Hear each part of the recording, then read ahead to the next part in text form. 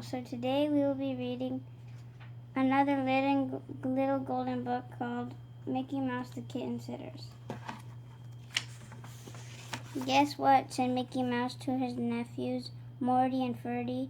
We're going to be kitten-sitters. Minnie's going to leave Figaro the kitten with us tonight while she visits her cousin Millie. At that moment, there was a wild clucking and flapping and crowing from next door. Pluto the pup came racing across the lawn with the big angry rooster close behind him. Pluto hid under the porch while Mickey shooed the rooster back into its own yard. Pluto, scolded Minnie, chasing chickens again. Aren't you ashamed? Pluto was a bit ashamed, but only because he had let the rooster bully him. Creeping up from under the porch, he wagged his tail and sheepishly tried to grin. I think it's a good thing Figaro is going to stay with you, said Minnie to Mickey. Figaro is a little gentleman. He can teach Pluto how to behave. With that, Minnie handed her kitten to Mickey. Then she got into her car and drove away. Minnie was scarcely out of sight when Figaro jumped out of Mickey's arms and scampered into the house. In the kitchen, he saw a pitcher of cream that Mickey had forgotten to put away. One short jump up to a chair seat, followed by a second jump to the tabletop, brought Figaro right over to the cream. The pitcher wobbled, then tipped over. Cream spilled and ran off the table and onto the floor. Pluto growled a warning growl as Figaro lapped up the cream. Take it easy, Pluto, said Mickey, wiping up the spilled cream. Figaro's our guest. When Figaro heard that, he wrinkled his nose at Pluto and stuck out his little pink tongue. Then he romped through the ashes in the fireplace and left swooty footprints on the carpet. Figaro is a very messy little guest, said Mickey's nephew Morty as he got out the vacuum cleaner. At dinner time, Pluto ate his dog food the way a good dog should. But no matter how Mickey and the boys coaxed, Figaro wouldn't touch the special kitty food Minnie had left for him. He did at last nibble some important sardines. He's a fussy little guest, said Ferdy. At bedtime, Pluto curled up in his basket without any complaint. Did Figaro curl up on the fine, soft cushion Minnie had brought for him? He did not. Instead, he got in bed with Morty and nibbled at his toes. Then he got in bed with Ferdy and tickled both his ears. Finally, he bounced off to the kitchen, and the house became very still.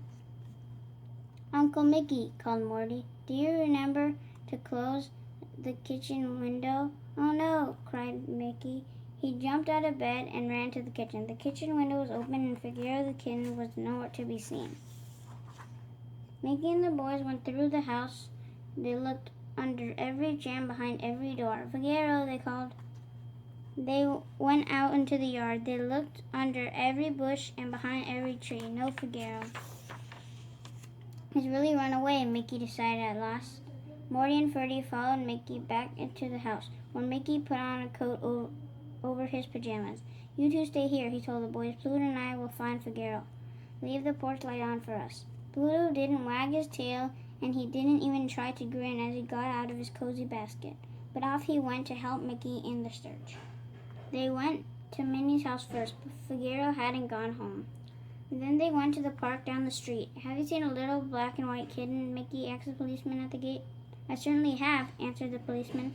He was by the pond, teasing the ducks. Mickey and Pluto hurried to the pond. Figaro wasn't there. He had been there, though.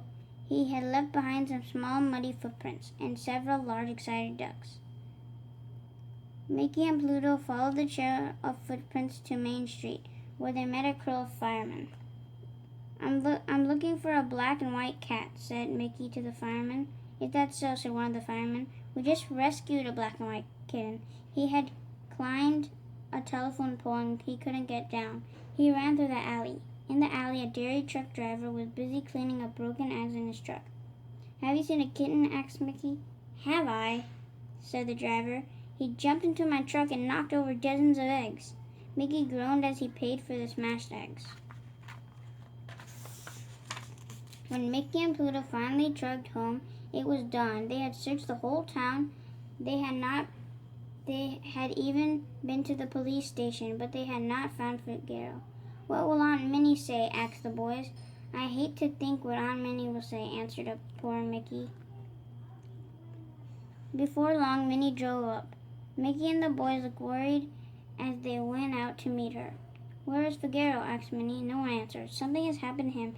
Minnie was upset, and she was angry. "Can't I trust you to watch just one sweet little kitten for me?" Just then there was a loud clucking and squawking from the yard next door.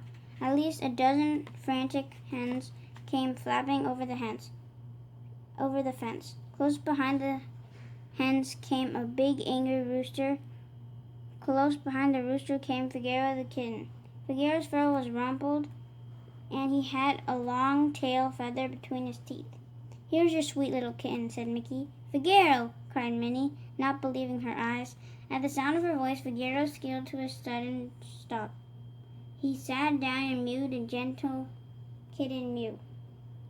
He tried quickly to smooth his dusty fur with his little pink tongue. "He ran away last night," explained Mickey. "He teased the ducks at the park, broke the eggs in a dairy truck, and now he's chasing chickens," finished Minnie. "I hope he teach Pluto some manners," Minnie went on. "Instead, Pluto has been teaching him to do those naughty things, teasing ducks, chasing chickens. The very idea. I'll never leave him here again." "It wasn't Pluto's fault," protested Morty. "He didn't do anything bad," added Ferdy.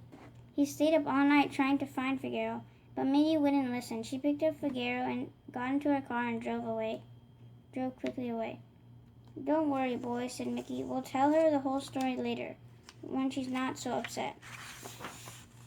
"Please don't tell her too soon," begged Morty.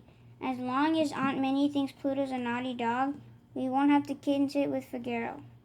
Mickey smiled. "Maybe we should wait a little while. We could use some peace and quiet." "I did learn one thing," yawned Mickey, as he stretched out beside Pluto under a shady tree. "There's not much sitting and kitten-sitting."